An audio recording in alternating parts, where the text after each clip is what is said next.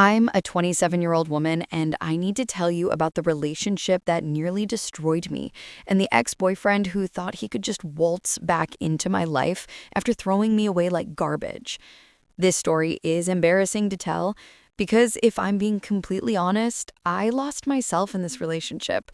I became one of those girls who makes a man her entire world, who sacrifices everything for him, who can't even remember who she was before him. I was a Cassie from Euphoria, minus betraying a friend, but you get the picture. I cringe thinking about it now, but that was who I was for 9 years. Let me take you back to the beginning. I met Nate, not his real name, but that's what I'll call him, when we were in high school. We started dating when I was 18 and he was 17. Young love, you know? It felt like we'd be together forever. And for 9 years, I believed we would be. Those 9 years weren't easy, but I thought we were building something together. Nate struggled with depression, and I was there for him through every dark episode. When his grades started slipping in college, I helped him study, organized his assignments, basically became his personal tutor and cheerleader. When his parents disowned him for nearly 3 years because they didn't agree with his choice of major or college, they wanted him to go into business, but he wanted to study something creative. I stepped up in a massive way. I worked 2 jobs to support us both. 2 jobs while also being a full-time college student myself. I was exhausted constantly, running on caffeine and determination. But I told myself it was temporary. I told myself we were partners, that he'd do the same for me, that this was what love looked like, sacrifice and support. Looking back, I can see how unbalanced it was. But at the time, I was so deep in it that I couldn't see anything clearly. Nate was my world. Everything I did was for him, for us, for our future together. After those 3 years, Nate's parents finally came around and started talking to him again. They began providing financial support, which was a huge relief. We moved into a new apartment, a nice one, much better than the tiny studio we'd been cramped in. Nate told me I should quit my jobs because it was his turn to take care of me now. He wanted me to focus on finishing my degree and finally relax a little. I didn't quit completely. I kept one part-time job because I didn't feel comfortable being entirely financially dependent, but I did cut back significantly. And for about 16 months, everything was absolutely wonderful. Nate spoiled me. He took me on dates, bought me little gifts, told me constantly how much he appreciated everything I'd done for him. I felt like we'd finally made it through the hard times and were entering the phase where we'd reap the rewards of all that struggle. Then, things started to shift. Nate made new friends through his work and school, people in his field, creative types, ambitious people. At first, I was happy for him. He deserved to have friends who understood his passions. But gradually, I noticed he was more interested in spending time with them than with me. He'd ignore me when we were together, constantly on his phone, texting his friends, or making plans with them. Conversations at dinner became one-sided, with me trying to engage and him giving distracted one-word answers. I told myself it was just a phase, that the novelty of new friendships would wear off and he'd come back to me. I told myself not to be clingy or jealous. I told myself a lot of things to explain away the growing distance between us. Then December came, and suddenly Nate did a complete 180. He love-bombed me the entire month. He was attentive again, romantic, thoughtful, everything he'd been when we first moved into the new apartment. He went out of his way to make Christmas magical for me. We decorated the apartment together, baked cookies, watched all our favorite holiday movies. He got me thoughtful gifts and planned special dates. I felt like I had my boyfriend back, like whatever phase he'd been going through was over. I honestly believed he was going to propose to me. All the signs were there. The increased romance, the nostalgic conversations about our history together, the way he kept emphasizing our future. I started mentally planning what I'd say when he asked, imagining what kind of wedding we'd have, thinking about finally being his wife after all these years. On January 2nd, he made my favorite dinner from scratch. He set the table beautifully with candles and flowers. After we ate, he held my hands across the table and started giving this speech about me being his first love, about how I'd been there since high school, about all the ways I'd supported him through difficult times. My heart was pounding. I kept thinking, any minute now, he's going to pull out a ring. This is it. This is the moment. But that's not what happened. As his speech continued, the tone shifted. My world started falling apart, sentence by sentence. He was breaking up with me. And as much as he tried to sugarcoat it with pretty words and gentle phrasing, what he was really saying was devastating. You were a good girlfriend, but that's all you'll ever be to me, a girlfriend.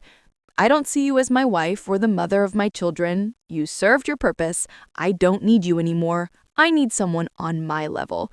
You're basically just a gold digger who is using me for financial security. I'll give you 30 days to move out. I couldn't speak. I literally couldn't form words. I just sat there frozen while he stared at me waiting for a response. The silence stretched. I think it lasted about 20 minutes, though it felt like hours. Finally, he said he'd sleep in the guest room and left me sitting alone at that table with the candles burning down and my favorite dinner congealing on the plates. The strange thing was I didn't cry. I didn't get angry. I didn't scream or throw things or demand explanations. I just sat there feeling completely numb, like I was watching this happen to someone else. Eventually, I got up, went to my laptop, and ordered moving boxes online. Then I went to bed. The next morning, I waited until Nate left the apartment before I emerged from the bedroom. I couldn't face him. I didn't know what I'd say or do if I saw him, so I hid like a coward until I heard the door close behind him. Then I went into survival mode. I called my boss and begged, really, if I could transfer to a different location, anywhere, as long as it wasn't in this city. She told me there wasn't anything available at the moment, but if something came up in my department, she'd consider me. It wasn't the answer I wanted, but it was something. Next, I reached out to everyone I knew who wasn't also Nate's friend, asking if anyone had space for me to stay temporarily. My cousin immediately offered me her spare room for as long as I needed, and I could move in right away. I nearly cried with relief. At least I had somewhere to go. Over the next 4 days, I packed up my entire life. 9 years of accumulated belongings, memories, shared purchases. I had to sort through all of it and figure out what was mine, what was his, what we'd bought together. It was emotionally exhausting, and I did it all while actively avoiding Nate. In those 4 days, I didn't see or speak to him at all. I doubt he even noticed I was packing. He probably assumed I was giving him space or sulking in the bedroom. Before I left, I made a decision that probably saved my mental health. I blocked Nate on everything: phone, social media, email, everywhere. I also blocked everyone close to him, all the mutual friends who'd probably take his side or try to mediate or pass messages between us. Then I changed my phone number and email address entirely, just to make absolutely sure he couldn't reach me. I didn't trust myself. I knew that if he sent me a "you up" text at 2 a.m., drunk and nostalgic, there's a chance I'd respond. I knew that if I saw photos of him on social media looking happy without me, it would destroy me. So I cut off every possible avenue of contact and information. It was extreme, but it was necessary. The night I moved into my cousin's place, everything I'd been holding back hit me all at once. I cried like I've never cried before. Deep, gasping sobs that came from somewhere primal. I cried every single night for the first month. I'd lie in bed in my cousin's spare room, staring at the ceiling, replaying everything Nate had said over and over. You served your purpose. I need someone on my level. You're just a girlfriend, not wife material. Those words echoed in my head constantly. They made me feel so low, so worthless, like I was nothing more than a placeholder. someone to use until something better came along. Like 9 years of love and sacrifice and partnership meant nothing to him. Like I'd wasted my entire adult life on someone who saw me as temporary and expendable. I spiraled. I stopped eating properly. I went through the motions at work, but couldn't really focus. I looked at myself in the mirror and wondered what was so fundamentally wrong with me that after 9 years, I still wasn't good enough to marry. Thankfully, my cousin recognized how badly I was struggling. She staged an intervention, calling in my mom, other cousins, and my real friends, the ones who'd always been there, even when I'd been too wrapped up in Nate to properly maintain those friendships. They surrounded me with love and reality checks. They reminded me of who I was before Nate. They told me all the ways he'd taken advantage of my generosity and devotion. They helped me see that his assessment of me said everything about his character and nothing about my worth. I honestly don't think I would have made it through that first month without my cousin. She let me cry on her shoulder at 3 a.m. She forced me to eat when I had no appetite. She sat with me when the silence was too heavy. She was the sister I needed when I couldn't be strong for myself. Slowly, painfully, I started healing. I was still waiting on that job transfer because I felt like if I could just get out of the city, away from all the places Nate and I had been together, away from the possibility of running into him, if I could have a fresh start somewhere new with a place of my own, that would help me finally move forward. I thought by this point, I'd be a distant memory for Nate. After all, he'd been the one to end things. He had been the one who said I wasn't good enough. Surely he'd moved on to whatever wife material woman he had in mind, right? So imagine my shock when flowers were delivered to my job on Tuesday for my birthday, which had been on Sunday. The delivery itself was surprising enough. We have a policy about personal deliveries at work. But when I saw who they were from, my hands started shaking. Apparently, Nate had also been going to my parents' house looking for me. My mom admitted that he'd been there before, dropping off things I supposedly left behind and trying to ask questions about me. Each time, my parents told him to fuck off. I felt guilty that they were dealing with him, but also grateful they had my back. The flowers came with a card that read, "Dear Cassie, happy belated birthday. I've been thinking about you nonstop for the last few months, especially with how everything ended.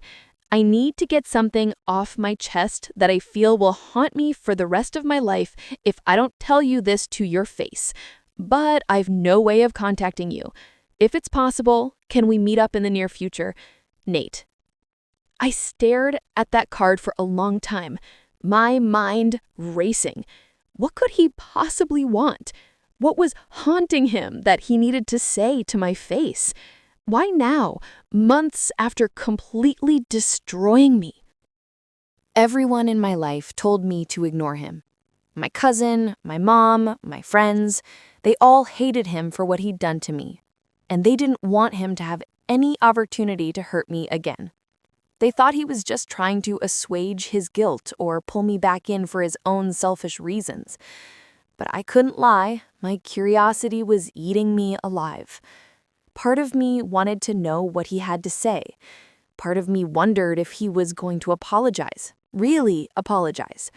Part of me, despite everything, still cared about him and wanted to understand what had happened. My cousin thought she knew exactly what was going on. He tried to monkey branch and it didn't work out.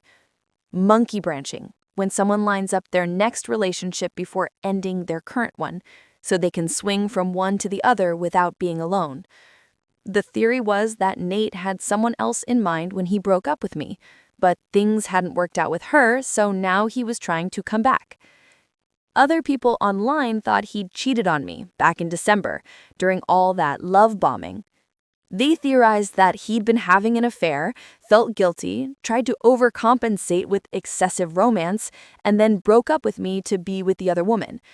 Now maybe he was engaged to her and needed to confess before the wedding. Or maybe that relationship had fallen apart too.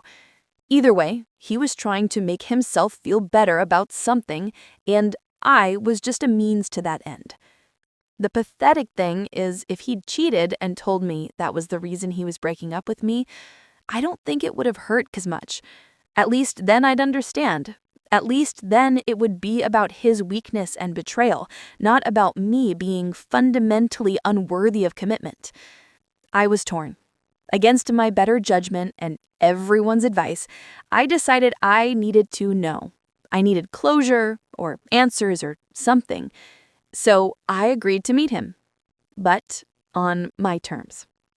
I told the receptionist at my work that if Nate showed up looking for me, she should say I was out for the day. I didn't want the drama of him causing a scene at my workplace. Apparently, that was a smart move because he did show up once, and she turned him away. But Nate, apparently unable to take a hint, started going to all my usual places. He went to the grocery store I visit every Saturday evening. He showed up at the park where I run on Sunday mornings. He was stalking my routine, waiting to accidentally run into me. And yesterday he did. He was waiting at the coffee shop I always go to after my morning run. When I saw him through the window, I tried to turn around and leave, but he spotted me and started calling my name. I realized that if I kept walking, he'd follow me, and I'd be alone with him on the street. Or worse, he'd follow me all the way home and discover where I was living now. So I made a split-second decision. A coffee shop full of witnesses was safer than dealing with him elsewhere. I walked in and sat down, my heart pounding, and asked him what he wanted. He launched into an apology that wasn't really an apology. You know the type. "I'm sorry, but," followed by a litany of excuses. He blamed his mental health. He blamed stress from his job. He blamed his parents. He blamed his friends. He blamed everyone and everything except himself. It was infuriating listening to him deflect responsibility for choices he'd made. I'd gotten advice online to say something that would make him think I already knew everything, so he couldn't control the narrative with lies. So I looked him in the eye and said, "Cut the crap. I already know everything." He looked genuinely shocked, his eyes going wide. He stared at me for a long moment, and I could see him calculating, trying to figure out what I knew and how I knew it. I guess he concluded that his coworker had already told him the story because he couldn't lie his way out of it anymore. That's when the truth finally came out. He'd fallen for a woman at his office. When he said her name, I knew exactly who she was. I'd met her a few times at work events. She was beautiful, accomplished, charming, confident. Everything I wasn't. He admitted that for the last 2 years of our relationship, he'd been idealizing her, building her up in his mind as this perfect woman. And he'd started to hate me because, in his twisted logic, I was the obstacle preventing them from being together. His coworker was too classy to be a side piece, so he needed to end things with me first. So that's what he did. He broke up with me, waited what he probably thought was a respectable amount of time, and then confessed to her that he was madly in love with her and had ended a 9-year relationship to be with her. Here's where it gets absolutely hilarious. She rejected him completely. She called him a piece of trash and told him if he ever spoke to her outside of work requirements, she'd report him to HR. She wanted nothing to do with him. She wasn't interested, had never been interested, and was apparently disgusted by what he'd done. I actually laughed when he told me this. I couldn't help it. He'd thrown away 9 years, destroyed me emotionally, and dismantled our entire life together for a woman who thought he was garbage. He'd misread her friendliness as romantic interest and had blown up his whole life based on a fantasy that existed only in his head. I asked him what any of this had to do with me. We were over. I'd clearly cut ties. There was no reason for us to ever speak again. Why was he telling me this? That's when he dropped the real bomb. He wanted to try again. He promised we'd get married before the year ended. He said we belonged together, that what we had was special, that he'd made a terrible mistake. I told him, no, Absolutely not. I wasn't anyone's second choice. He'd thrown me away after 9 years and said incredibly cruel things to me. And now he thought if I just snapped my fingers, I'd come running back like a loyal dog. No way. He started begging. He tried to cry, though the tears looked fake. He brought up all the good times in our relationship, trying to manipulate my emotions and nostalgia. He even suggested that if I agreed to go to couples counseling for a few months, he'd leave me alone. Like that was some kind of gracious offer. Like therapy was a test I needed to pass to prove I was worthy of him trying again. I texted my cousin to come meet me at the coffee shop because I needed backup. The 20 minutes it took for her to arrive felt like 20 years. Nate just kept talking, saying nonsense, making promises, trying different tactics to wear me down. Eventually, I just stopped listening and stood at the counter making small talk with the baristas, pretending he wasn't there. When my cousin finally arrived, she took one look at the situation and told Nate to fuck off. She said if he tried to follow us, she'd call her brothers, who are big guys, the kind you don't want to mess with. Nate stayed in the coffee shop, probably nursing his wounded ego, while my cousin and I went home. It's only been a day since that encounter, but I feel like something has fundamentally shifted. It's over. I'm free of him. Not just legally or physically, but emotionally. I finally got to see him clearly, without the rose-colored glasses of 9 years of history and feelings. And what I saw was pathetic. A man who threw away something real for a fantasy. A man who broke someone who loved him unconditionally, who'd sacrificed for him, who'd built her entire life around him. And for what? For a coworker who thought he was trash. A man who couldn't take responsibility for his own choices and wanted to blame everyone else for his unhappiness. A man who thought he could treat me like a backup plan, someone to return to when his first choice didn't work out. People online have been incredibly supportive. One person pointed out that I should have told him, "Turns out, you're the one who's not husband material. If you can say things like, 'She's too classy to be a side piece,' it means you'll never be a faithful, good husband." I wish I'd thought of that in the moment, but honestly, I don't think he would have understood the point anyway. Someone else commented that Nate has to be one of the dumbest men out there. Most people who monkey branch at least make sure the next branch is secure before letting go of the current one. But Nate just YOLO'd his way into a breakup. The woman he wanted was never actually interested in him. Either he was completely delusional and misread friendly professional interaction as romantic interest, or he thought he was such a catch that she couldn't possibly say no. And now he's been rejected by both women and is crying about his fate. They're right. I dodged a nuclear missile with this one. Looking back, I can see so many red flags I ignored. The way he let me work 2 jobs while he focused on school, but never offered to do the same for me later. The way he love-bombed me right before breaking up with me. Classic manipulation tactic to confuse me and make the breakup more devastating. The way he told me I served my purpose, like I was a tool, not a person he had loved. The way he blamed me for being a gold digger when I'd literally supported him financially for years. And I can see now that the woman I became in that relationship, the Cassie who lost herself completely in a man, that's not who I actually am. That's who I became because Nate needed me to be small and supportive and self-sacrificing. He needed me to make him my entire world so that he could take everything I gave without feeling obligated to give equally in return. The real me is still in here, though. She's been buried under 9 years of putting someone else first, but she's still here. And now that Nate is truly, finally out of my life, I can start excavating her. I can remember what I liked to do before I spent all my time doing what Nate wanted. I can remember what dreams I had before they all became about our future together. I can remember who I was before I became defined solely by my relationship with him. I'm still waiting on that job transfer. I still want to leave this city and start completely fresh somewhere new. But even if that doesn't happen right away, I know I'll be okay because I have learned something crucial through all of this. I'm stronger than I thought. I survived the breakup that felt like it would kill me. I survived the months of depression and self-doubt.